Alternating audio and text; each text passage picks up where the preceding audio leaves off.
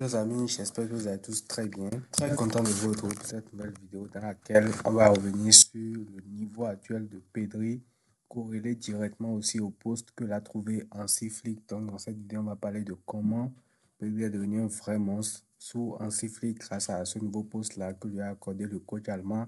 Et dans cette vidéo, on ne va pas parler juste, on va revenir également image à l'appui, notamment sur son match contre Brest pour illustrer tout ce que je vais dire. Donc, dans cette vidéo, on va parler de 4 points fondamentalement, de 4 qualités de Pedri.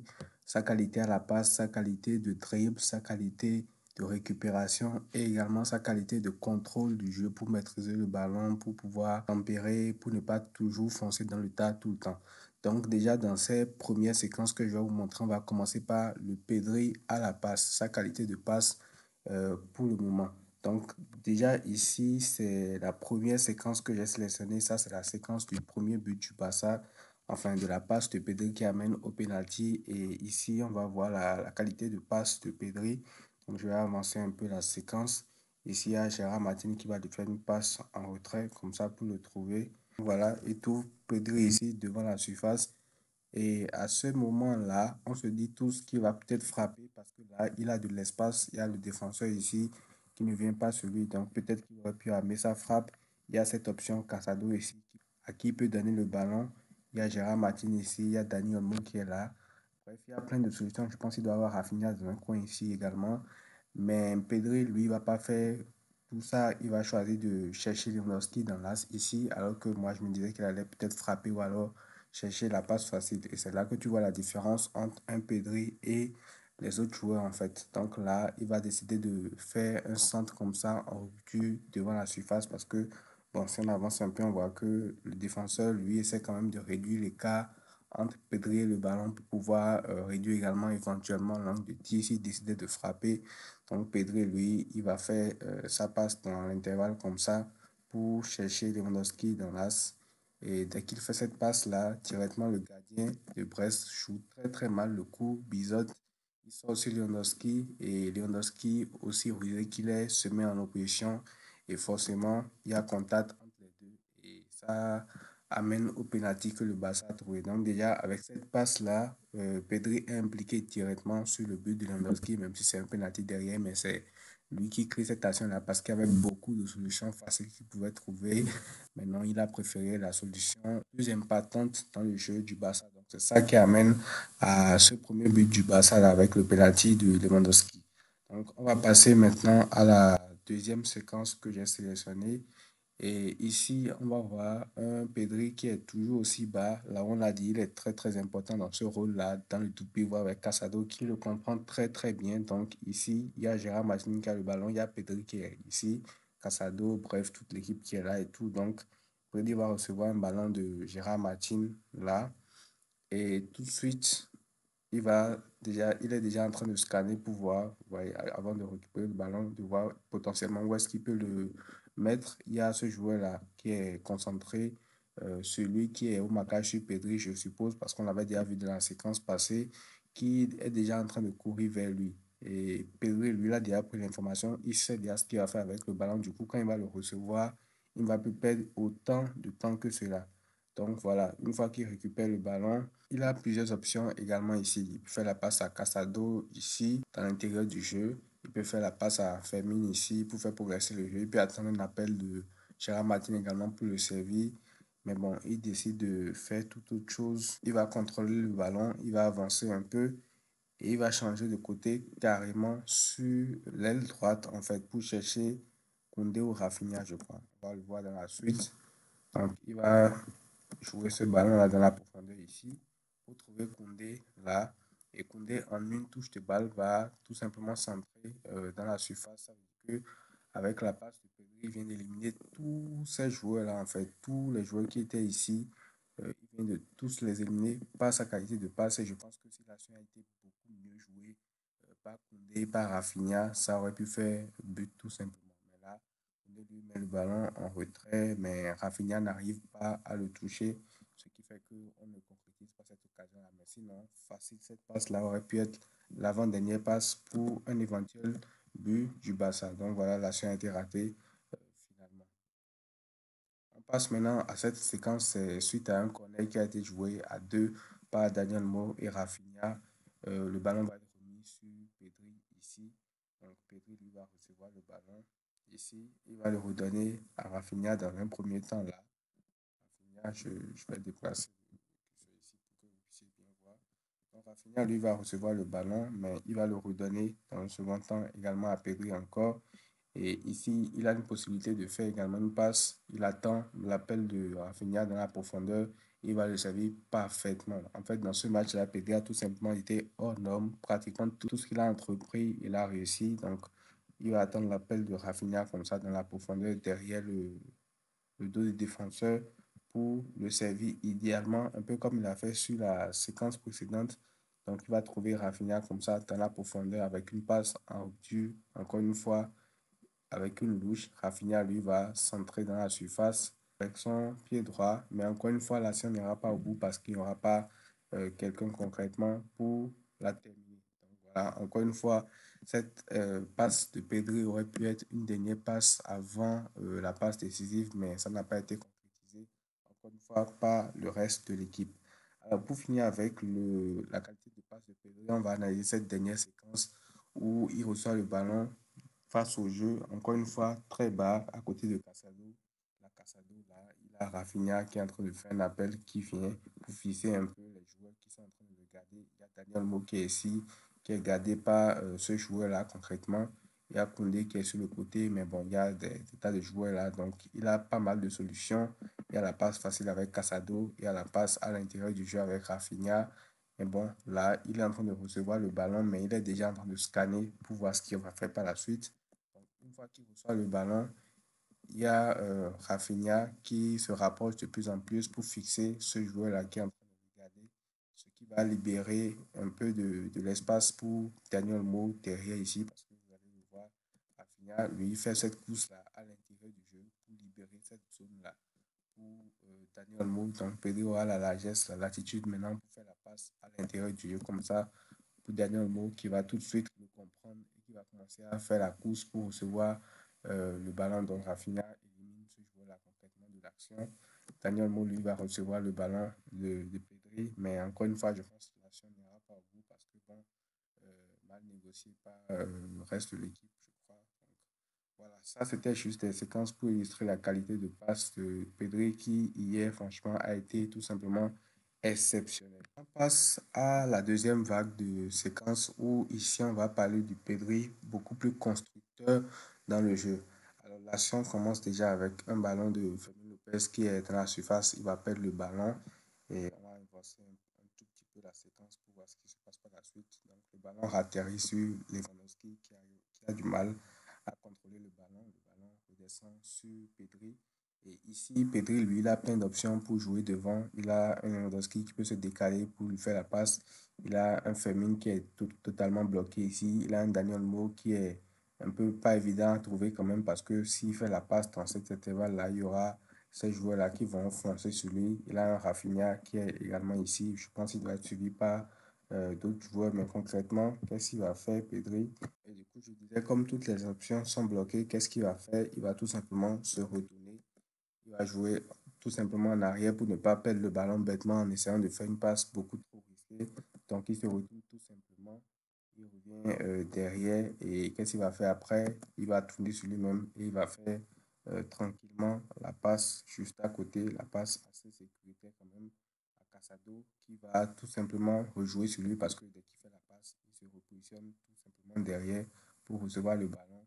Après, il va jouer avec Koubassi pour tout simplement faire remonter le bloc tranquillement au lieu de se jeter sur une action qui n'aurait peut-être pas du tout abouti. Alors ici, c'est la deuxième séquence par rapport au petit constructeur. Déjà là, il y a un ballon de Casado qui va le servir ici. Et il y a pas mal d'options également ici à son niveau, mais bon, toujours des options pas évidentes à trouver. Donc, qu'est-ce qu'il va faire, Pedri? Il va tout simplement rejouer derrière tranquillement pour conserver le ballon. Il va rejouer sur Inigo Martinez. Là, il est entouré de deux joueurs. Il y a celui-là qui peut potentiellement intercepter une passe sur lui. Il y a celui-là également qui le suit. Donc, qu'est-ce qu'il va faire? Il va tout simplement faire quelques pas il va se réajuster, il va se libérer un petit peu parce qu'il y a celui-ci qui va presser Inigo. Donc forcément, ça libère de l'espace pour Pedri. Bon, l'autre, je ne sais pas pourquoi il court vers l'avant, mais bon, ça libère de la place pour Pedri qui reçoit le ballon et qui peut tranquillement également orienter le jeu à gauche ou à droite. Il aurait pu jouer sur Gérard Martin ici, mais bon, il a choisi de jouer sur Rafinha pour cette fois-ci. Donc, la prochaine séquence, c'est une séquence de Pedri un peu plus bas. Et je pense que c'est une séquence de sortie de balle. Chelsea Barcelone, donc là concrètement, on a Casado ici qui a le ballon. Il y a Pedri qui est ici. Il y a Koubassi ici, je crois. Gérard Martin, Nico Delkipa là, Koundé, Olmo et Fermin Lopez qui sont en train d'aller de l'avant. Donc là concrètement, le Barça cherche à faire sortir le ballon. Donc on va servir, on voit Pedri ici dans l'as. Il est entouré de trois joueurs potentiellement. Il y a celui-là qui est en train de voir ce qui va se passer. Il y a lui qui va vers Casado. Et il y a celui-ci qui est au marquage individuel, je pense, de Pedri. Donc il est déjà en train de se préparer à foncer sur lui. Donc concrètement, là, il va se rapprocher. Pedri lui va prendre le ballon. Et puis, il voit qu'il est entouré de trois joueurs. Donc, qu'est-ce qu'il va faire à ce niveau-là? Au lieu de faire une passe qui est risquée pour Jules Koundé ici, qui aurait pu être interceptée, il va tout simplement conduire le ballon vers l'avant pour pouvoir se libérer et de la potentielle interception pour la passe de Koundé et également de son marquage qui arrivait déjà directement sur lui. Donc, il va conduire le ballon vers l'avant. Et dès que l'espace maintenant s'est libéré pour Koundé, parce que celui-ci qui était au marquage de Koundé est venu vers lui, il pourra maintenant faire la passe vers Jules Koundé qui pourra tout simplement tranquillement construire avec lui. Alors, la dernière séquence de Pedri en tant que constructeur, je pense que c'est cette séquence-là. Je pense à ce moment-là, il y a 2-0, je crois. Donc, c'est pas le moment de tout le temps balancer les ballons parce que là, il s'agit de poser le pied sur le ballon, de contrôler la rencontre tranquillement.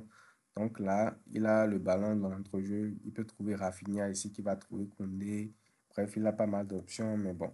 Là, comme je l'ai dit, l'essentiel c'est de contrôler le jeu. Donc, il va faire la passe facile, en quelque sorte, à Casado ici pouvoir contrôler le tempo de l'équipe parce que c'est les deux là qui contrôlent en fait l'équipe. Quand il faut accélérer, c'est eux qui le disent. Quand il faut également ralentir, c'est eux deux qui décident. Donc, il va trouver Casado ici. Casado va le retrouver également, encore une fois, au milieu du terrain là.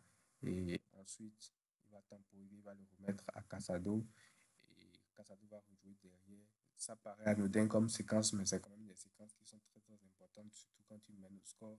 Parce que l'objectif, c'est pas de tout le temps attaquer, tout le temps être en train de chercher la verticalité. Parce que je suis convaincu que si l'issue était différente et que le Barça devait forcément marquer des buts, il aurait pu jouer différemment parce qu'il a plein d'options devant lui. Je pense que Pedri l'a forcément vu. Donc voilà, ça aussi, c'est une phase de possession. Le Barça tranquillement construit le jeu. Il fait la passe à Gérard Martin, mais déjà tout de suite, il est déjà en train de réclamer du calme de sa part, quitte à rejouer encore une fois derrière. Donc ça, c'est le Pedri constructeur qu'on voit sous Hansi Flick aujourd'hui avec son nouveau rôle à côté de Casado du Pio. Alors maintenant, on va parler d'un Pedri que beaucoup ne connaissent peut-être pas parce que Pedri, c'est un joueur qui est tellement élégant balle au pied, qui fait tellement de très belles passes, qui dribble vraiment. Mais on oublie souvent que c'est l'un des meilleurs récupérateurs d'Europe, je crois. C'est un récupérateur de ballons hors norme. Il rate énormément de ballons. Et j'ai sélectionné également quelques séquences pour montrer cela. Dans ce match-là, il n'y en a pas énormément, mais je pense que il y a quelques-unes qui sont quand même assez sympas qu'il faut montrer. Donc, on va commencer tout de suite avec la première séquence. C'est Inigo qui joue un ballon concrètement sur Gavi ici. Mais la passe est ratée. Gavi ne va pas pouvoir prendre le ballon parce qu'il y a ce joueur-là qui est en train de presser Gavi. Donc, il ne pourra pas récupérer le ballon. Et là, concrètement, on va perdre le ballon. Donc, il y a Pedri tout simplement qui est déjà en train de voir dans quelle mesure il va pouvoir le récupérer. Il se rapproche un petit peu. Et là, il y a ce joueur-là qui essaie de le passer avec le ballon. Mais qu'est-ce qu'il va faire, Pedri? Il va tout simplement récupérer le ballon, pouvoir rejouer avec Gavi, tout simplement pouvoir faire la passe et également contrôler le jeu à la fois. Donc, ça, c'est des petites actions, mais Pedri, il ne faut pas l'oublier. Il est très bon balle au pied visuellement. Il a une très belle gestuelle, mais c'est également un récupérateur de fou furieux, un peu comme l'était Xavi et Iniesta à l'époque, qui n'étaient pas très grands, très petits gabarits, mais pourtant qui sont des récupérateurs hors normes en fait. Là, c'est une deuxième séquence où il y a une contre-attaque où le stade brestois, il y a ce joueur-là qui a pris Gérard Martin de vitesse. Il y a celui-là qui fait l'appel dans l'as ici. Donc, forcément, il va faire la passe en retrait pour lui. Là, la passe est ratée parce que ce joueur-là est un peu gêné par Inigo Martinez. Donc, il va essayer de rejouer vers l'arrière ici. Il va essayer de récupérer le ballon contre qu'il a perdu. On voit tout de suite un Pedri qui est ici, qui descend très très bas. Normalement, il est au tout pivot, mais il descend très très bas. Et il voit l'opportunité de pouvoir récupérer le ballon avant Inigo Martinez qui est dans cette zone-là. Gavi est un peu trop loin. Donc, il va courir, il va faire l'effort et il va tout simplement récupérer le ballon, choper le ballon des pieds de ce joueur-là et pouvoir maintenant rejouer avec les autres pour tranquillement faire ressortir le ballon, jouer avec Peña qui va tout simplement réorganiser le jeu. Donc ça aussi, c'est très important de voir ce genre de séquence-là pour se rendre compte que Pedri, c'est pas juste un joueur balle au pied, mais c'est un joueur également qui fait énormément de bien sans le ballon. Alors, une autre séquence du Pedri récupérateur, il y a ce joueur de Brest qui a le ballon, il est pressé par Gavi, je crois, je ne sais pas qui exactement ici, mais je pense que c'est Gavi ou alors Casado, je crois. Il y a Pedri qui tout de suite est en train de faire une course, faire le joueur également en cas de perte de balle de la part de Casado qui n'arrive pas à intercepter le ballon. Il est là au cas où et c'est exactement ce qui se passe. Casado, lui, n'arrive pas à avoir le ballon. Le joueur là essaie de se libérer des deux. Il parvient dans un premier temps, mais ça ne va pas durer très très longtemps. Euh, Pablo Torre, je crois, ici, essaie de récupérer également des pieds de celui-là. Pedri voit qu'il est déjà éliminé, mais tout de suite, il refait la course, il repart à l'attaque pour récupérer les ballons des pieds de ce joueur-là, tout simplement. Donc, il le récupère là également. Et après, il récupère également la faute derrière. Donc, ça permet également au Barça de pouvoir tout simplement passer d'une occasion où il aurait potentiellement pu avoir une contre-attaque à une occasion où le Barça maintenant a un coup franc très très bien placé dans une très très très bonne zone. C'est là qu'on voit toute l'intelligence tactique de Pedri également. On va finir cette vidéo en parlant du Pedri qui est également dribbleur balle au pied dans le rôle qu'on le connaît le plus. Et pour cela, j'ai sélectionné également quelques séquences parce que franchement, son match face à Brest, il y a de tout dedans. J'ai trouvé une très belle compile sur YouTube que j'ai utilisé également pour cette vidéo. Je mettrai le lien de la vidéo en description. Donc ici, on va parler de la première séquence de Pedri en tant que dribbleur. Koundé est là, il va lui donner le ballon. Il y a ce joueur-là qui va presser sur lui. Il y a celui-là qui tient Rafinha. Donc, il a la pression de ce joueur-là. Donc, directement, il sait qu'il va venir. Donc, quand Koundé lui fait la passe, il voit déjà ce joueur qui va arriver. Il y a celui-là également qui se libère de son pressing sur Casado qui tout de suite va l'encercler parce qu'ils connaissent la dangerosité de Pedri, balle au pied. Mais qu'est-ce qu'il va faire? Il va réussir quand même à s'en sortir. Et dès qu'il voit que celui-ci il ne peut plus rien faire et que l'autre arrive de face, il ne peut plus s'en sortir là. Donc, qu'est-ce qu'il va faire? Il va tout simplement mettre son corps en opposition pour pouvoir obtenir la faute vis-à-vis de l'autre là.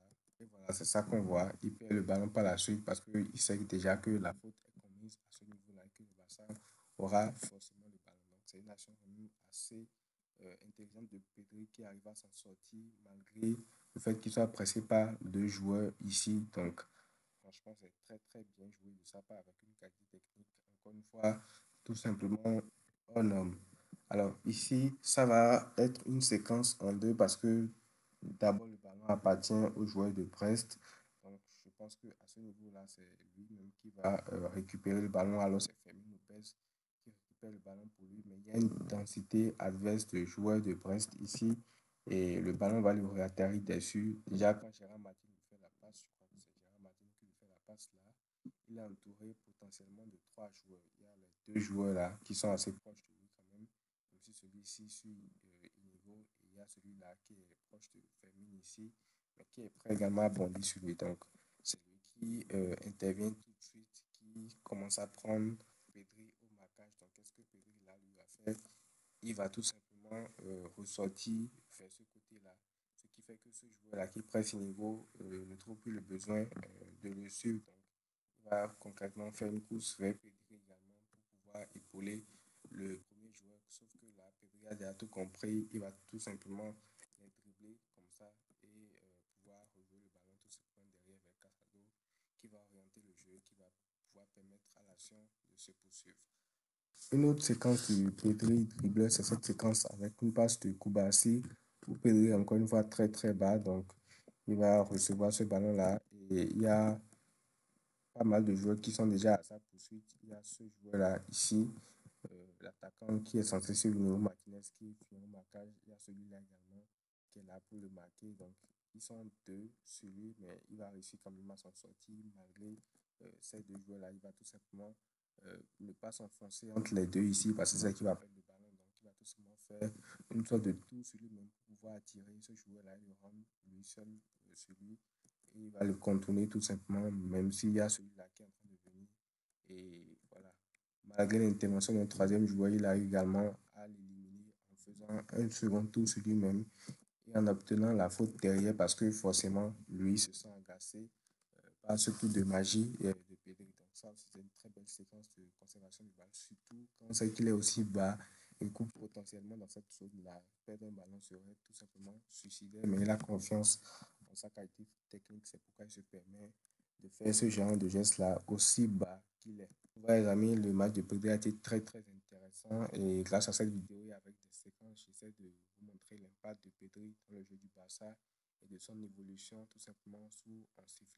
C'est la première fois que je fais ce format-là sur cette chaîne. N'hésitez pas à me donner vos avis en commentaire si ça vous plaît. On va peut-être en refaire également si on refait un match de cette ampleur-là, tout simplement.